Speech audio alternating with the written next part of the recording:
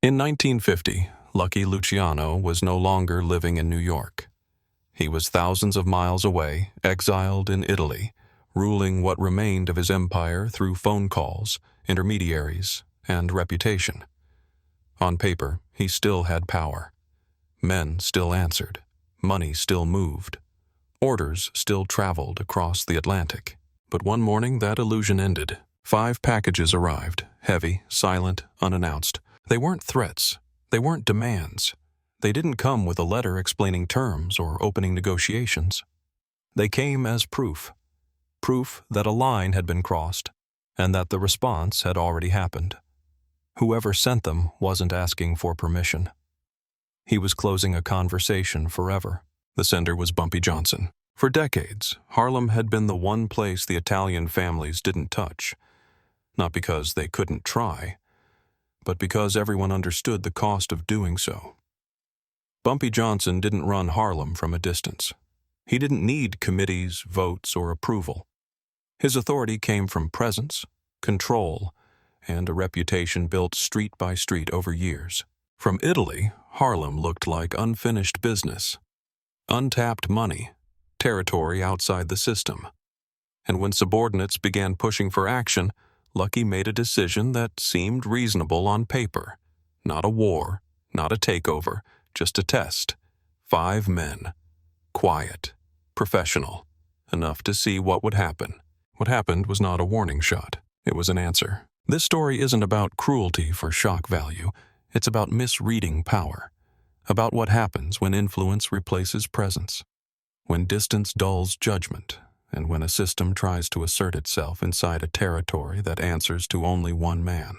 Lucky Luciano didn't lose control of Harlem that year. He learned, brutally and unmistakably, that he never had it to begin with. And from that moment on, no one ever tried again. By 1950, Lucky Luciano and Bumpy Johnson represented 2 completely different models of power. And for years, those models had coexisted without conflict. Lucky's power was architectural. He built systems, chains of command, revenue streams that didn't rely on one street or one neighborhood. Even after his deportation, his influence moved through intermediaries, alliances, and unspoken understandings. He didn't need to be present everywhere. The structure carried his authority for him. Bumpy's power was the opposite. It was geographical, personal. Harlem didn't obey him because of paperwork or hierarchy. It obeyed him because he was there. Because he knew every corner, every runner, every collector, every threat. Harlem wasn't just territory he controlled. It was a place that recognized him. That difference mattered more than anyone realized. For decades, there was an unspoken agreement between the Italian families and Harlem. No tribute, no expansion, no interference. Bumpy stayed out of Italian rackets. Italians stayed out of Harlem numbers. It wasn't friendship. It was mutual risk assessment. Everyone understood that crossing that line would cost more than it gained. But by 1950, that understanding began to feel outdated to men who weren't around when it was formed. From Italy, Harlem looked like money sitting still. A neighborhood producing millions that never entered the system. To lieutenants who thought in percentages and expansion maps, it looked irrational not to act. To them, Harlem wasn't a kingdom. It was a gap. Lucky, however, knew better. He respected Bumpy. He remembered why Harlem had been left alone in the first place. He understood that Bumpy wasn't protected by agreements. He was protected by consequences. That's why Lucky resisted the idea of force for so long. But time changes perspective. Distance weakens instinct. Reports replace first-hand knowledge. Pressure accumulates. And slowly, the conversation shifted from "we don't touch Harlem" to "what happens if we do." That shift wasn't aggressive. It wasn't emotional. It was administrative. And that's what made it dangerous. Because Harlem wasn't governed by logic on paper. It was governed by one man who never left it. And the moment Lucky allowed that line to be questioned, even quietly, the balance that had held for 20 years began to crack. The most dangerous thing that happened to Lucky Luciano wasn't exile itself. It was time. By 1950, Lucky had been out of the United States for 4 years. He still received reports. He still gave instructions. Money still moved through channels he'd built decades earlier. On paper, nothing looked broken. But paper has no instincts. And instincts are what keep men alive in places like New York. The voices around Lucky had changed. The men who remembered the early Harlem days, the negotiations, the boundaries, the reason those boundaries existed, were aging out or losing influence. In their place were younger lieutenants, men who thought in terms of expansion, percentages, and missed revenue. To them, old understandings looked like weakness dressed up as tradition. One voice stood out more than the rest, Vito Genovese. Genovese had always believed Harlem was unfinished business, not because he hated Bumpy Johnson personally, but because he hated the idea of territory existing outside the system. Harlem made money. Harlem wasn't paying. To Genovese, that wasn't independence. It was defiance. From Italy, Lucky heard the arguments repeatedly. No war, no headlines, no chaos. Just presence. 5 men. Quiet professionals. Enough to remind Harlem that no neighborhood was truly untouchable. Enough to test whether the old rules still applied. If Bumpy pushed back, they'd withdraw. If he didn't, the door would be open. On paper, it sounded careful. What Lucky underestimated was how much his absence mattered. If he'd been in New York, he would have felt the temperature immediately. He would have sensed the tension in the streets, the confidence Bumpy still commanded, the way Harlem closed ranks the moment outsiders appeared.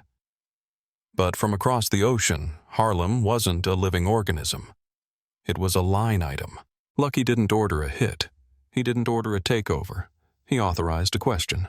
And questions can be more dangerous than threats. Because once you allow a boundary to be tested, you've already accepted that it might fall. The 5 men weren't sent to kill Bumpy Johnson. They were sent to see if Harlem could be entered without consequence. That was the mistake. Harlem didn't answer questions with discussion. It answered them with finality. And by the time Lucky realized that distance had blinded him, the men he'd approved were already walking into a neighborhood that had no intention of letting them walk back out. The men who arrived in New York weren't amateurs. They didn't swagger into Harlem flashing guns or making noise. They didn't announce who they worked for. They moved like professionals. The kind of men who'd done this before, in cities that folded quietly once pressure was applied. From their perspective, Harlem wasn't sacred ground. It was a market. They had a checklist, locations, contacts, numbers runners willing to switch sides for better splits. Storefronts that could double as social clubs by day and policy banks by night. This wasn't a raid, it was a rollout. What they didn't understand was that Harlem didn't function like other neighborhoods. In most places, money talked first. Fear followed later. Harlem was inverted. Loyalty came before profit, and profit only flowed if loyalty stayed intact. The 5 men mistook calm for weakness. They noticed no immediate resistance. No threats, no confrontations, no warnings. To them, that silence felt like success, like the early stages of a takeover going exactly as planned. Every day without pushback made them bolder. Every small win reinforced the same false conclusion. Bumpy Johnson is letting this happen. What they couldn't see was the surveillance closing in around them. They didn't notice the same faces appearing at different corners. They didn't question how quickly word spread about their presence. They didn't realize that every conversation they had was being logged, not by wiretaps, but by people who lived there. That was the fatal misunderstanding. Harlem didn't need informants inside the operation. It was the operation. When the 5 men began recruiting locals, they thought they were expanding influence. In reality, they were identifying themselves. Every approach created a trail. Every promise exposed intent. Every policy slip they printed was proof they weren't just visiting. They were committing. And commitment is what Harlem waited for. From a distance, Lucky Luciano still believed this was manageable. No violence had been reported. No retaliation. No escalation. To him, that meant control was holding. To Bumpy Johnson, it meant the opposite. It meant the men felt safe. And once they felt safe, they stopped thinking about exits. That's the difference between a neighborhood you pass through and a territory that belongs to someone else. In the first, you test limits. In the second, the limits test you. By the time the 5 men realized Harlem wasn't pushing back because it was waiting, they were already too deep to leave quietly. They had names, faces, locations, schedules. They had made themselves permanent. And in Harlem, permanence without permission only ends one way. The lights didn't go out by accident. That was the detail the 5 men would remember most. Not the guns, not the voices, not even the fear, but the sudden, unnatural darkness. Streetlights, storefronts, windows. One by one, Harlem went black, as if the neighborhood itself had decided to stop watching. That's when they understood. This wasn't a hit. It wasn't chaos. It was coordination. They were leaving their policy bank late, confident, loose, already talking about expansion. They'd crossed the threshold from caution into arrogance, the moment every operation becomes vulnerable. When the darkness fell, one of them laughed nervously, thinking it was a blown fuse or a city issue. Then the shadows moved. Men emerged not from alleys, but from everywhere. Doorways, stoops, parked cars, behind trash bins, from angles the 5 hadn't even considered. No shouting, no warning shots, just pressure. Controlled, deliberate pressure. One of the Italians reached for his gun and felt a hand clamp his wrist before the thought even finished forming. Another tried to step back and collided with a body that hadn't been there a second earlier. The message was immediate and unmistakable. You are surrounded. You have been surrounded the entire time. When Bumpy Johnson stepped forward, he didn't raise his voice, he didn't rush, he didn't threaten. He simply acknowledged reality. Welcome to Harlem. That was it. No accusations, no speeches, no anger. Because anger would have implied this was emotional, and this wasn't. This was territorial. The 5 men were disarmed, restrained, hooded. Not violently, but efficiently. The kind of efficiency that comes from rehearsal, from systems, from knowing exactly how long each step should take. They were separated into vehicles, deliberately mixed so no one knew who was with whom. Confusion was part of the design. By the time the hoods came off, they were no longer in Harlem. They were in a warehouse near the water. Cold, quiet, echoing. Chairs, rope, silence. The kind of silence that forces men to confront the fact that no one is coming. Bumpy didn't threaten them there either. He explained that Harlem wasn't unprotected territory, that it wasn't unmanaged, that it wasn't something you could move into. He explained that if he let them walk away, others would follow. 10 more, then 100. And eventually, Harlem would burn just to satisfy someone else's ambition. This wasn't punishment, it was prevention. When Bumpy left the room, the men finally understood the part they'd missed from the beginning. This wasn't about them. They were never the target. They were the delivery system. Days later, thousands of miles away, Lucky Luciano would receive the message. Not in words, not in calls, not in negotiations, but in a form that couldn't be misunderstood, ignored, or reinterpreted. 5 men had entered Harlem. What came back made sure no one ever tried again. The packages arrived quietly. No warning, no signature required, no return address. They were delivered to a doorstep thousands of miles away from Harlem. Yet every man who saw them understood exactly where they came from. 5 heavy parcels, carefully wrapped, methodical, intentional. This wasn't rage. This was punctuation. When Lucky Luciano was told about the delivery, he didn't ask who sent it. He didn't need to. He didn't ask why. That was obvious. He asked only one thing. Are we sure it's them? Because in that world, certainty mattered more than shock. The answer came back immediately. Personal effects. Rings, watches, identifiers that couldn't be faked and wouldn't be mistaken. Whoever prepared the packages had made sure of that. This wasn't just death. It was identification, proof, closure, and attached to it all a single word, Harlem. No threats, no demands, no explanation, just geography. For a long moment, Lucky said nothing. Not because he was angry, but because he understood what this meant strategically.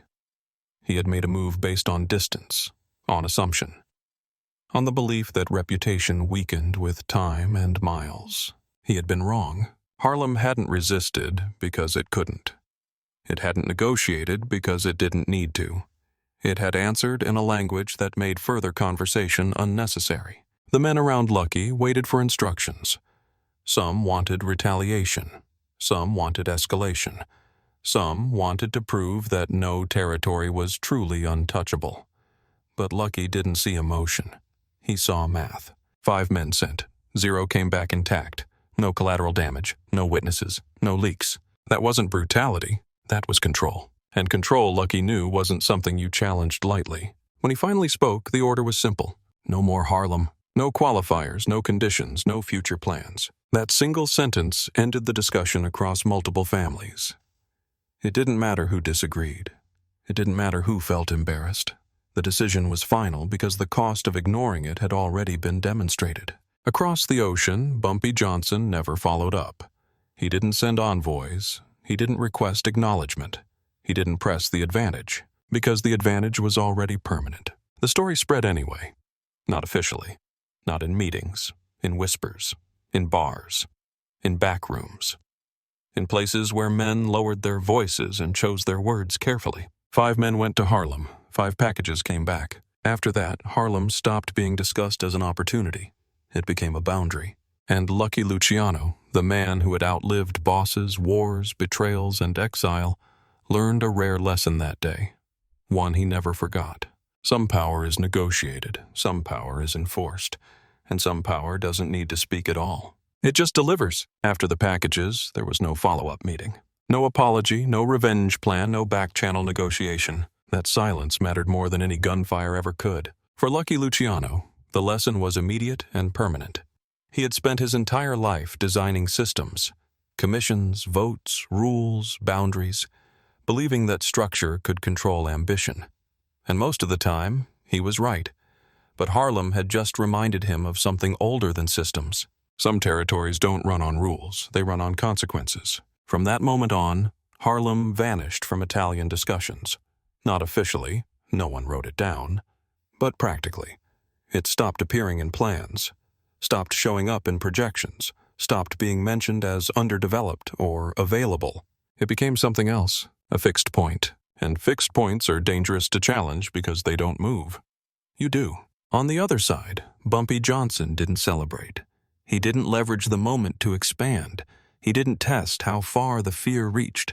That restraint was the final piece of the message. Because real authority doesn't need escalation. He had drawn the line once, cleanly, decisively, publicly enough that everyone heard, privately enough that no one could exploit it. After that, Bumpy went back to running Harlem the way he always had, quietly, profitably, and without interference. Italian families moved around the neighborhood, not through it. Deals were coordinated. Respect was observed. The understanding held, not because it was written, but because it had been proven. Years later, when younger men asked why Harlem was different, the answer was never detailed. No one explained the warehouse. No one described the night. No one listed the names. They just said, that was settled. And in that world, settled meant untouchable. This wasn't a story about cruelty. It wasn't even a story about violence. It was a story about limits. Lucky Luciano ruled by architecture. Alliances, structures, leverage. Bumpy Johnson ruled by presence. Reputation, patience, inevitability. Neither man was weak. Neither man miscalculated twice. And that's why this incident never escalated into war. Because both understood the same truth from opposite sides of power. If you win too loudly, someone will challenge you. If you win too quietly, someone will test you. But if you win once, in a way that answers every future question in advance, the game ends before it begins. 5 men went to Harlem. What came back ensured that for the rest of their lives, neither Lucky Luciano nor Bumpy Johnson ever needed to ask where the line was again. Long after the details blurred, the ending stayed sharp. People forgot the names of the 5 men. They forgot where exactly it happened. They forgot the logistics, but they never forgot what it meant. In the underworld, stories survive only if they teach something useful. This one did. It explained why some territories stayed untouched decade after decade. It explained why certain names were spoken carefully, without bravado. And it explained why even the most powerful men sometimes chose restraint over domination. For Lucky Luciano, the incident marked a quiet shift. He had built his empire by breaking old rules, replacing chaos with structure, ego with systems. But Harlem showed him the limits of structure itself. You could design the most elegant organization in the world, commissions, votes, hierarchies, and still run into a place that answered to something older. Identity, community, memory. Harlem wasn't just profitable territory, it was defended ground. And Bumpy Johnson never needed to say that out loud again. What made the moment endure wasn't the violence. Violence was common. What made it legendary was the finality. There was no sequel, no retaliation cycle, no escalation, just a single demonstration so complete that it removed the need for repetition. That's rare. Most conflicts in that world spiral because neither side can afford to stop proving itself. This one ended because both sides understood the proof had already been delivered. From then on, Harlem existed in a separate category. Not hostile, not allied, just defined. It was a place you coordinated around, not through. A place that didn't need protection because interference cost more than compliance. Years later, when younger men asked how power really worked, the answer wasn't about guns or money or numbers. It was about judgment. Knowing when to push, knowing when to stop. Knowing when a single move is enough for a lifetime. 5 men were sent to test a boundary. The boundary answered once, and that answer traveled farther, lasted longer, and spoke louder than any threat ever could. That's why this story survived. That's why it still gets told. Not because it was brutal, but because it was decisive. In the end, Lucky Luciano kept his empire. Bumpy Johnson kept Harlem. And the underworld learned a rule it never wrote down, but never broke again. In the end, nothing exploded into war. No headlines, no retaliation, no public reckoning. And that's exactly why this story matters. Lucky Luciano went back to running his empire the way he always had, through structure, distance, and restraint. He never tested Harlem again. Not once. Not because he was afraid, but because he understood something deeper than pride. Some lines exist to be crossed, others exist to be respected. Bumpy Johnson didn't expand after that night. He didn't boast. He didn't demand tribute. He simply continued doing what he had always done. Running Harlem so tightly, so quietly, that no one felt the need to challenge him again. That balance held for years. Because real power isn't loud. It doesn't explain itself. It doesn't repeat the lesson. It teaches it once. 5 men were sent to test a boundary. What came back made sure no one ever needed to ask again. And that's why this story outlived the men who lived it. Not as a tale of violence, but as a reminder. In the underworld, the strongest move is knowing when not to make another one.